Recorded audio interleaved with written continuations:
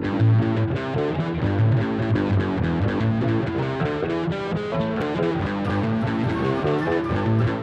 and welcome to another Dwarven Tavern video. This time we're actually still answering questions. I am Dr. Jeff Goins.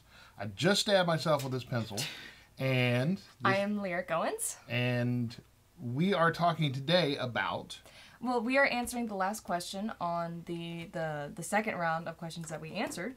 The reason is because this topic was so broad that we wanted to dedicate it to its own video.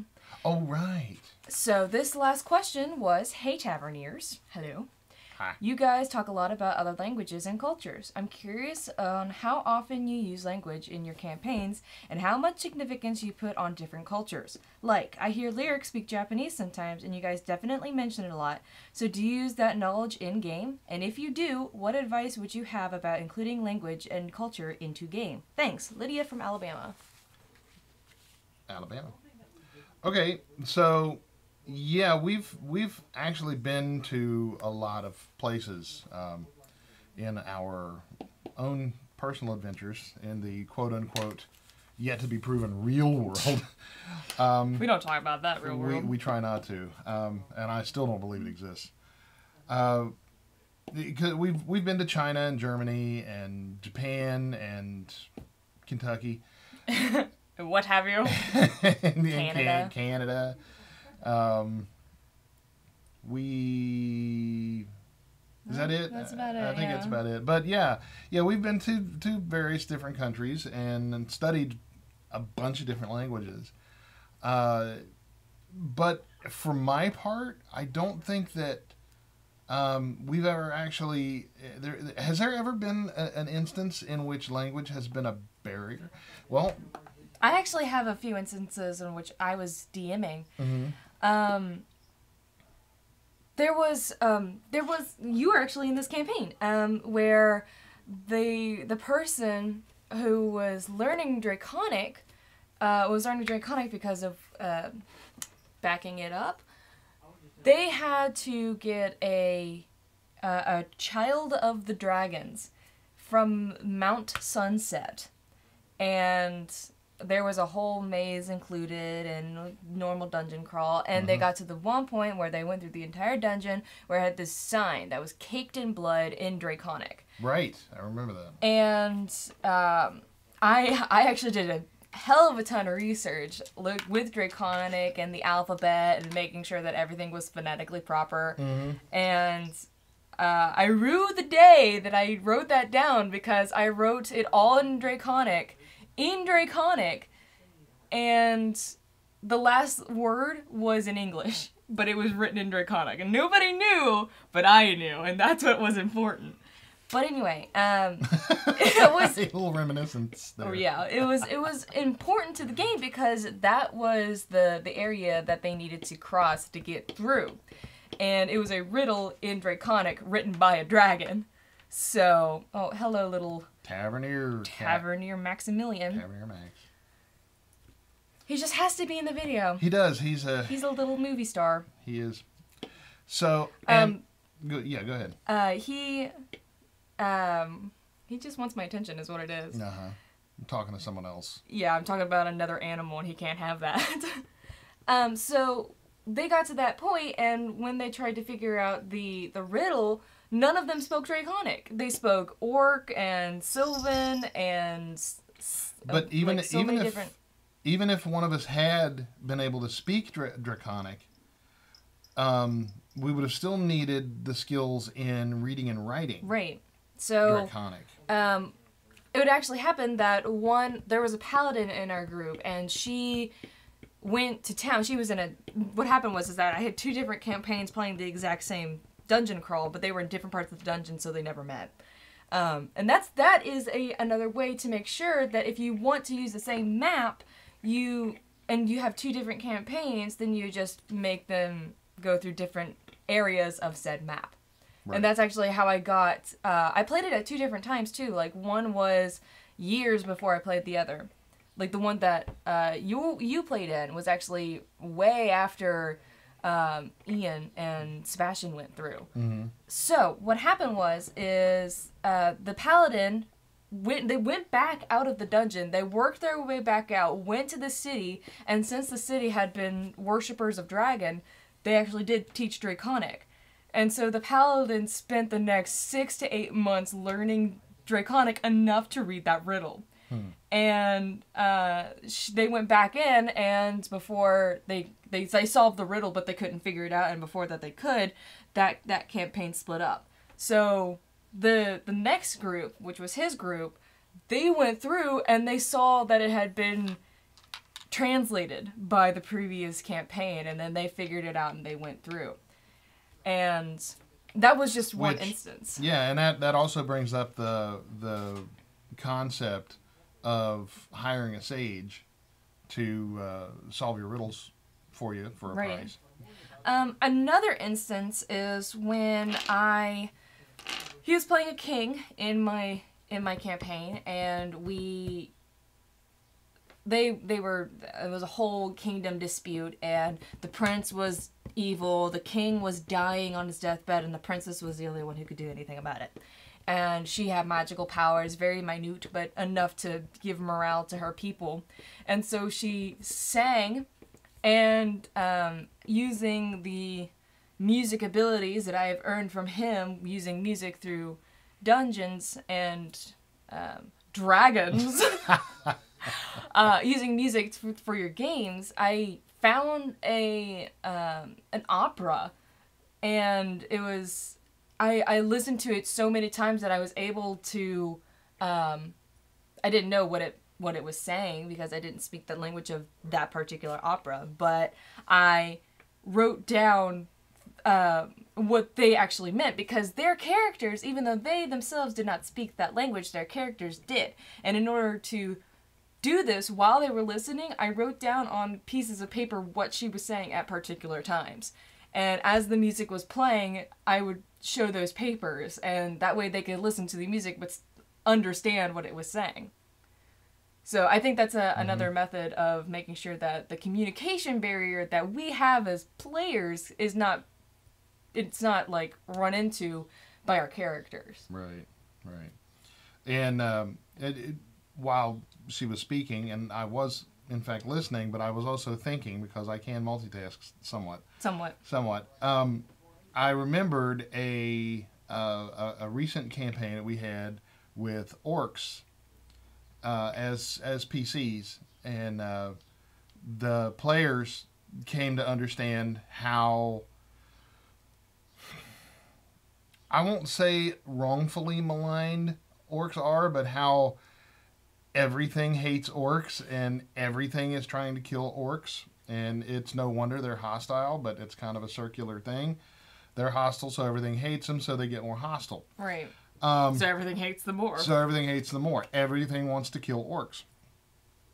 And the leader, which was Taverneers Lyric at the time, and you were in the first of the campaign, and Taverneer Ian and Taverneer Sebastian and a couple other players. That was it, wasn't it? It was just the four of you. And I can multitask, but I cannot count over three. Sorry. That's why you can only do 3 things at a time. 3 things at a time, that's right. And Taverneers Lyric, who was playing a character named Gruff Bigness, was a half-ogre who had been adopted by the orc tribe because half-ogre, yeah. Absolutely, you want those on your side. You want those in your tribe. They encountered some... was it wood elves or high elves? I think it was high elves. They were gray elves. I don't think I was in that campaign at that point. No, you were. Oh, well, I don't remember it. And it's funny because Ogie Rocksludge, my orc, was the smartest, and he doesn't remember anything. Well, that's why he got lost. Is because he doesn't know where he is. Yeah, you have to keep him on a leash. The shiniest of the turds, and he Gruff Bigness and the group. There were quite a few of them at the time. And they were trying to find new lands, and they encountered some elves, and they killed them all, except one incredibly young elf. You remember the young elf? I do. And the elf didn't speak Orcish or Ogreish, and none of them spoke Elvish. and so the next part of the campaign was Gruff actually he actually adopted the young elf as a sort of a pet / slave, and they grew quite a friendship actually. I don't know if the young elf had Stockholm syndrome or what, but he, Gruff adopted the young elf, named him George, and the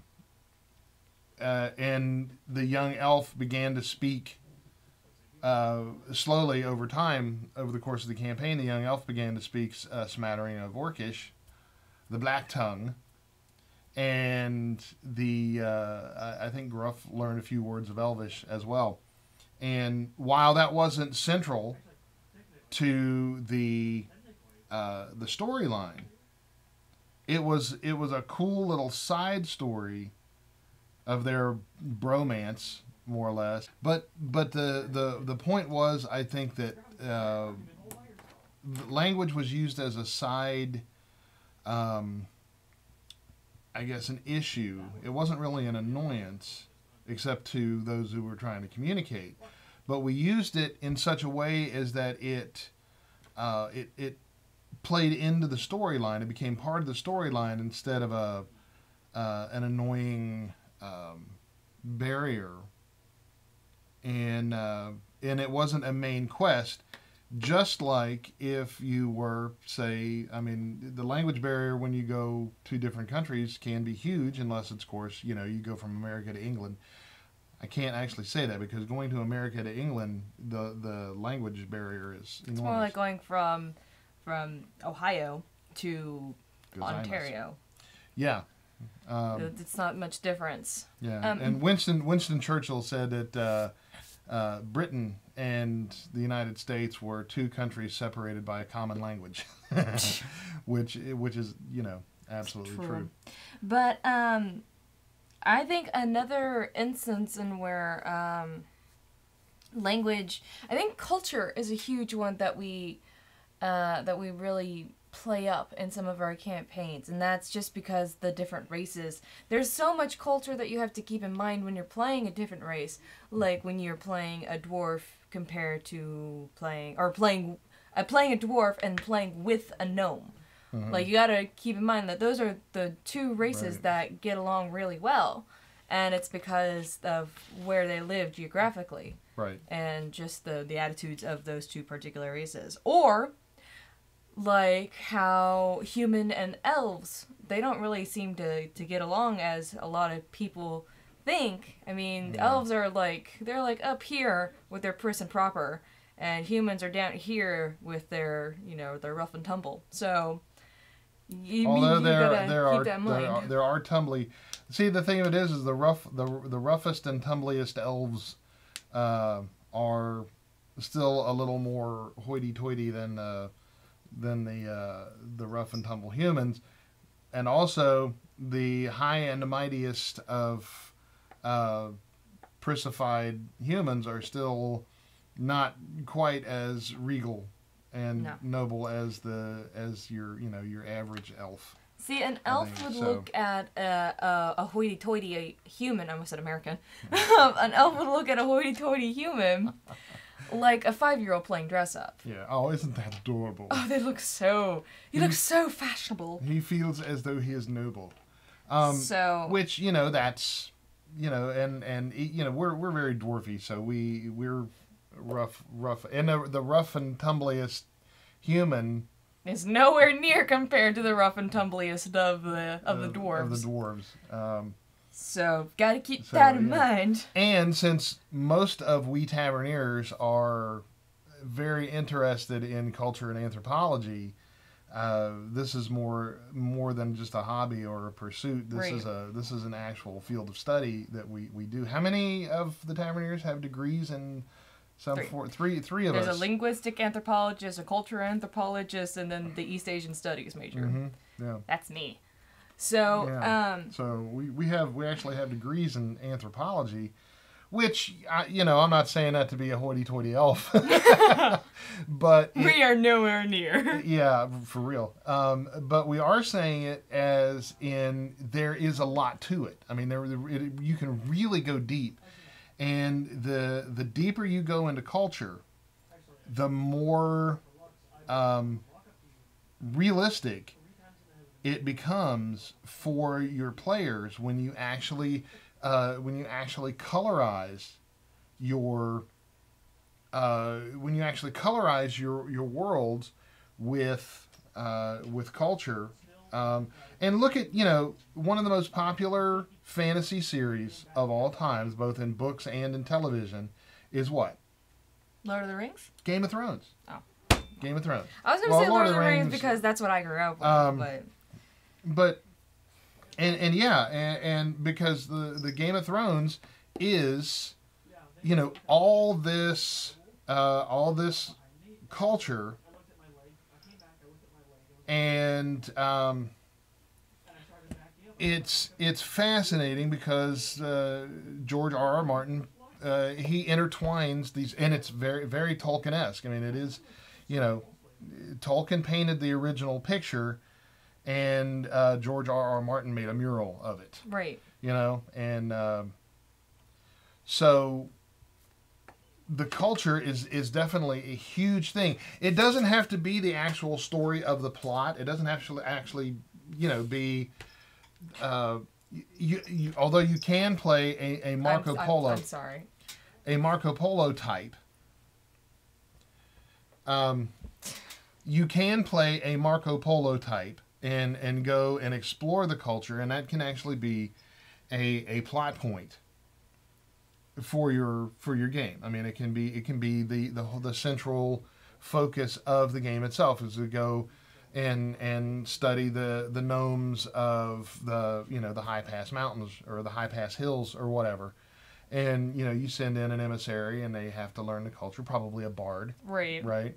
Well, bards would be the one that would help everybody out. Yeah. And so, plus, bards are a little more friendlier face than a learned old sage. Yeah.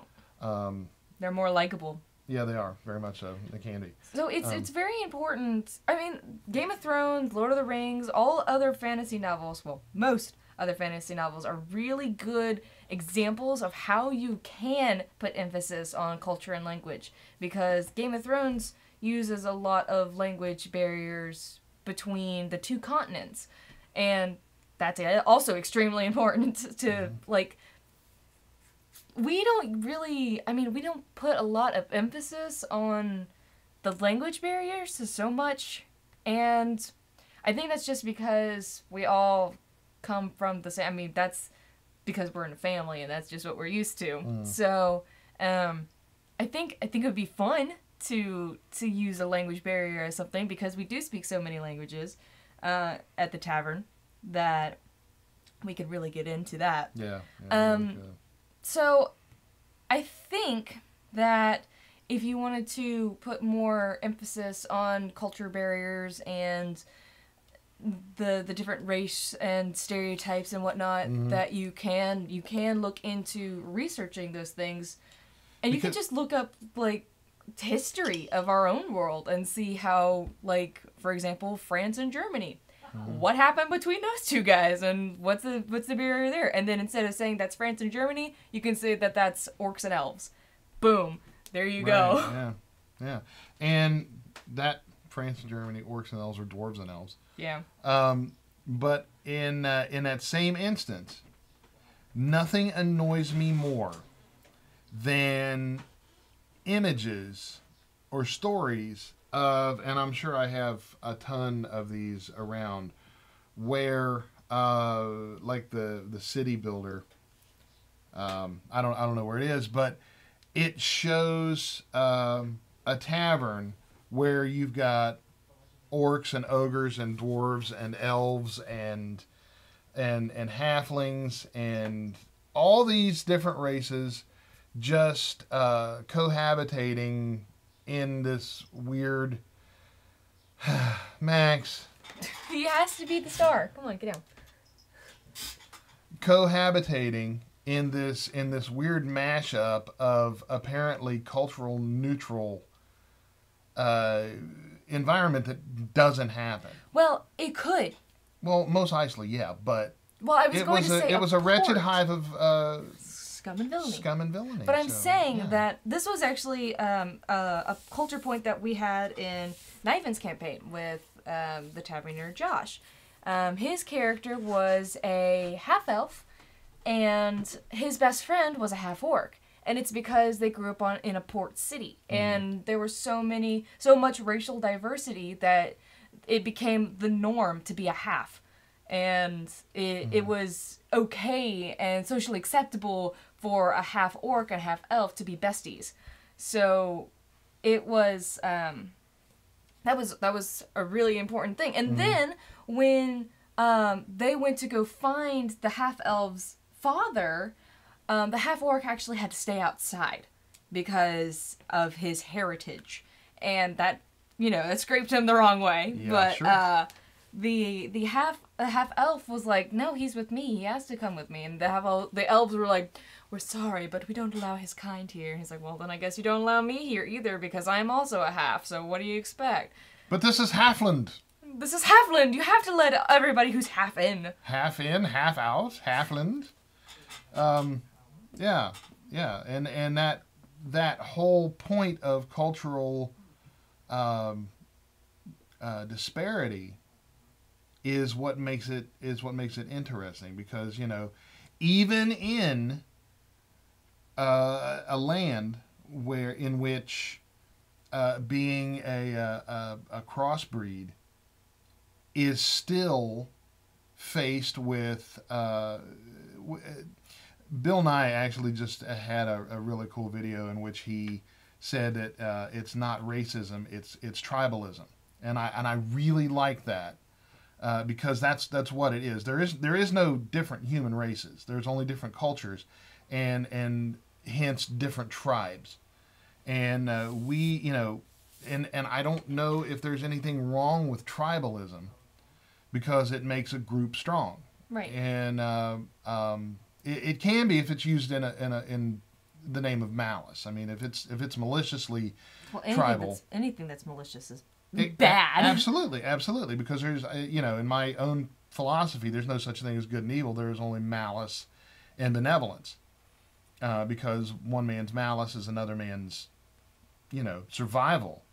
The wolf is an absolute demon to the deer, but it's a saint and protector of the wolf cub. So who is evil in that situation? And that's the way the real world is, which is why I don't often like playing with alignments and stuff. But culturally speaking, it's a tribalism that still exists, no matter how well accepted other cultures are of each other. They still want to remain separate from this culture or that, and I think Japan, in your experience, Oh yeah. is because the Japanese are very purist, and traditionally for thousands of years, I mean literally millennia, the Japanese have been very culturally pure in their desire and intent. Yeah, so when I went over there, I experienced that firsthand, and it's at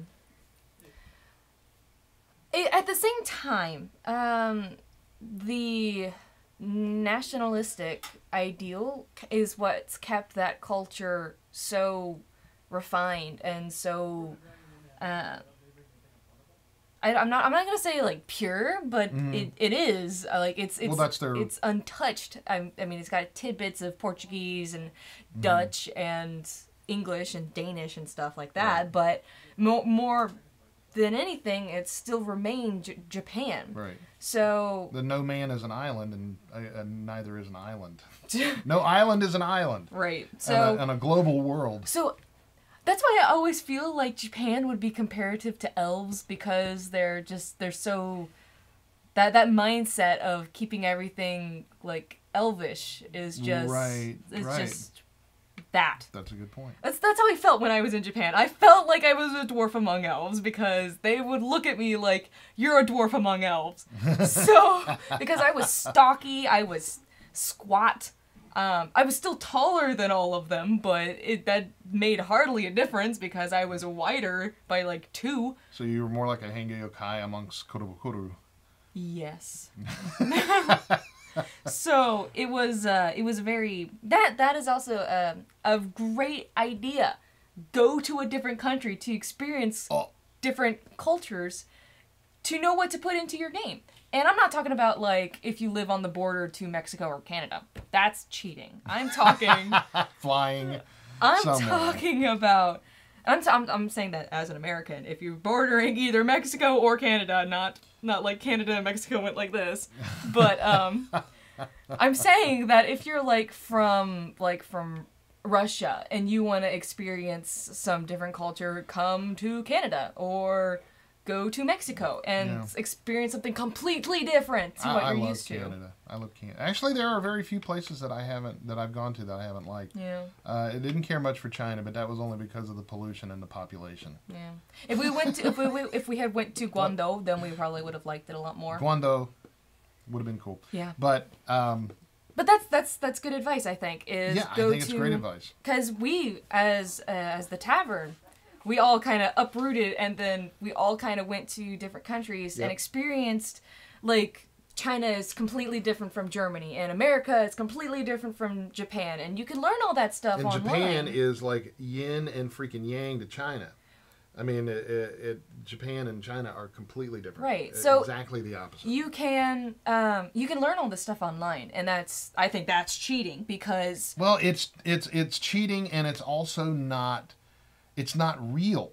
Yeah, it's when you look online. I know what you're thinking. When you look online, you can see what the country looks like, and you can read about how they act, but you're not experiencing it. Because when you go and experience it, for example, a couple of things that we experienced in China was that nothing ever it's not mentioned anywhere.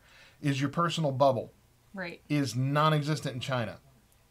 In China, the people will walk straight up in your face and just stare at you, and you're like, what? And they don't talk to you. It's just a stare fest. And we've had people stop in the streets and on their bikes or whatever, and just stop and stare and follow us, and try and fix it to where they're taking pictures of us while making it look like they're taking pictures of something else and stuff like that. And it was weird and uncomfortable. But a good thing about China is, believe it or not, their street food.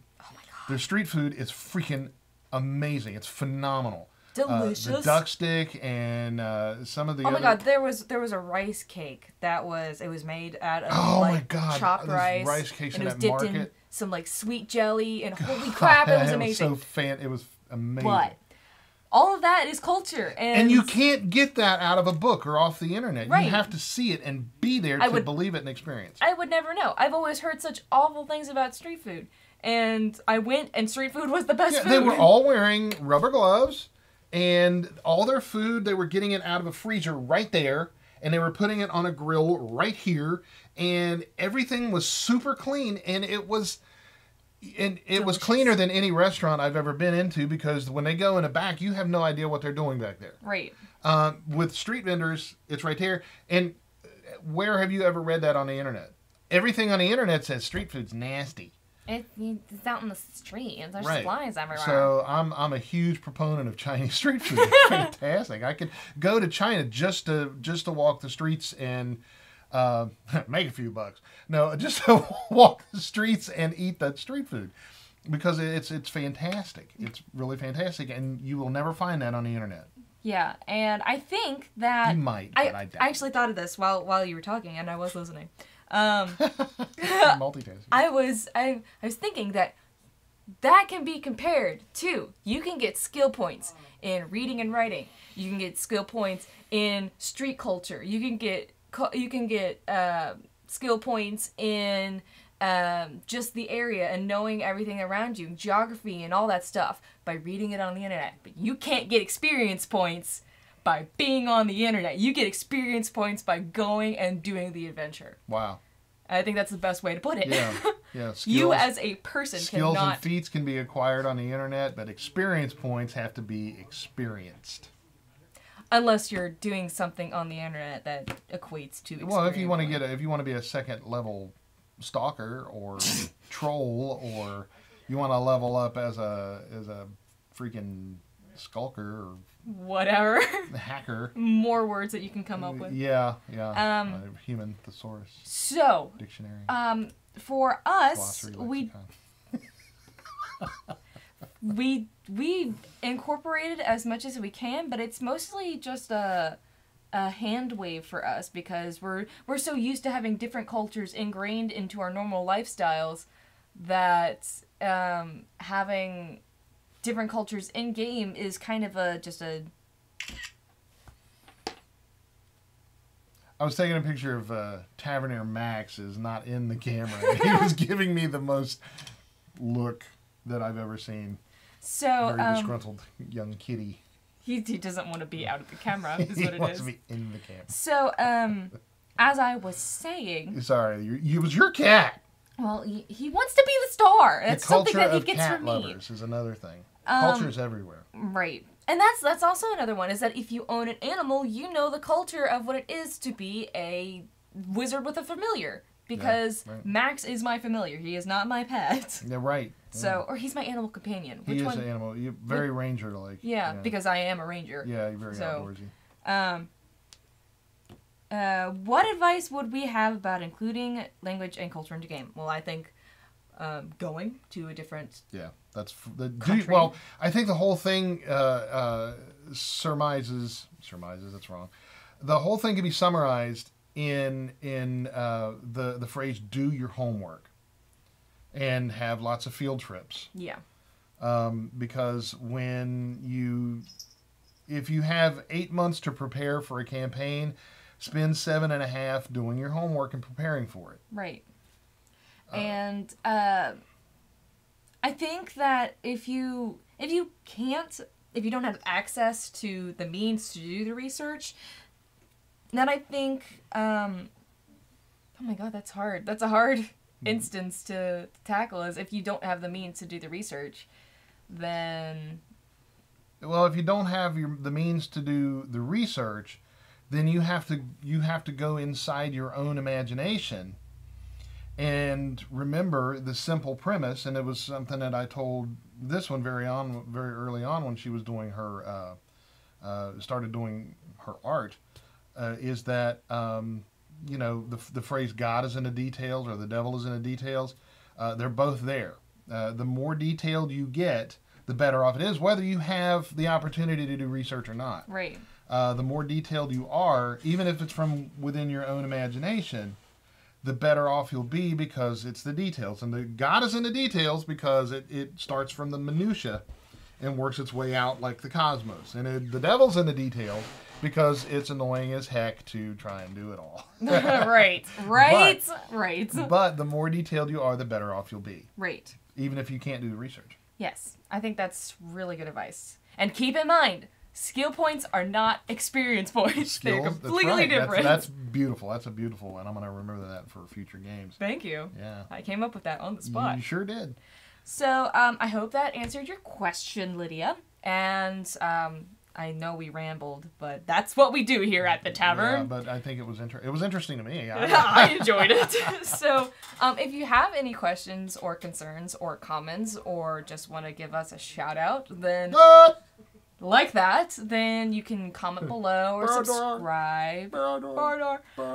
And you can message us on www.dwarventavern.net, and we will reply because we're always here. You can send an email to dwarventavern@twc.com or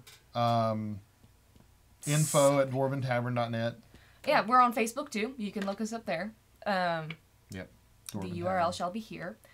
And I think that does it for this particular show. Right. So on behalf of the entire cast and crew of the Dwarven Tavern, we wish for you to want for nothing but adventure. And at first I feared it, then I charged. I am Dr. Jeff Goins. I am Lyric Goins. And we thank you for watching, and we'll see you next time. Bye.